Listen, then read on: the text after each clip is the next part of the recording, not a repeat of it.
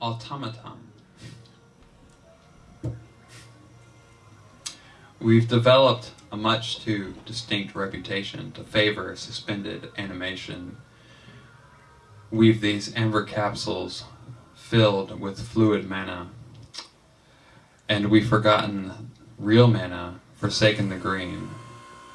Oh, we've just digital fucked and just stayed mechanical, and out it comes in a puddle, kicking and screaming, our lovely automaton. God, would you just look at him, curling and pulling his placenta around him.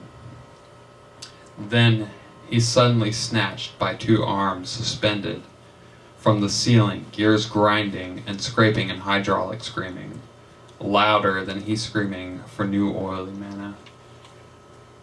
His U-joints and L-joints are so brazen mechanical, grinding themselves. It's so loud, we don't care, for we sleep and dream his grain.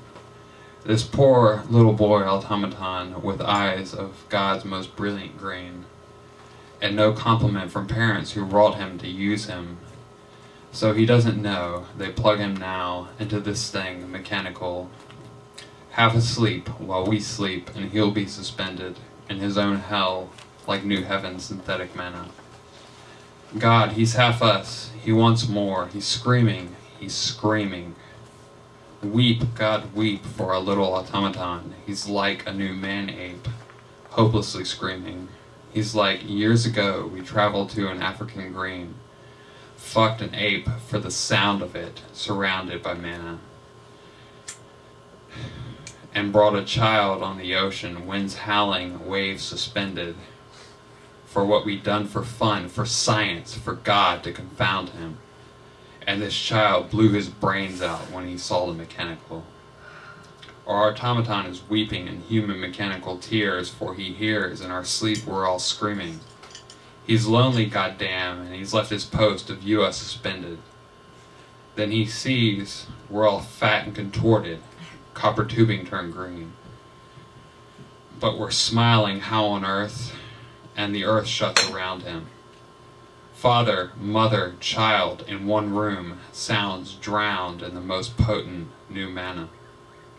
Teenage automaton walks to the top of a hill of wires and drinks his last bit of automaton mana. It's good and it oils his now perfect mechanical.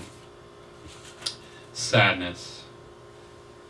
And now he sees it all rising around him. He's a womaton and a lomaton, and he turns off the screaming. He's got mechanical ears after all, mechanical eyes that he never knew were green, not for why, no true life, serving his time, forever in a world suspended. Dret forever is dream death and the richest of mana. The green is quick fodder for the wretched mechanical. The automaton no longer knows he's alone, knows nothing, no screaming. God bless him.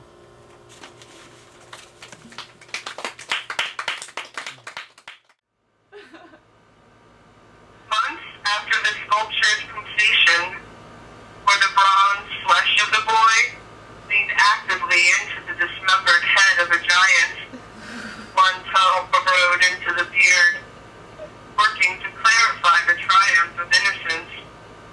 Donatello dreamed of the young king's feet, each one moving over his body, his stomach, his genitals, maneuvering the skin of the legs until they disappeared. The sculptor woke, still sensing each indentation, overcome by a need for disembodiment, that urge one gets against the self when observing the forms of other life. But it was a form he created that encouraged him to crawl out of bed and chisel at his own flesh, a part separate from the whole, that led him to believe the moment of creation had turned against him, and that the rock which sprung from the hands of that smiling child was not meant to reach the Philistine, but the balding head of the artist himself. Yes. The end. Oh yeah!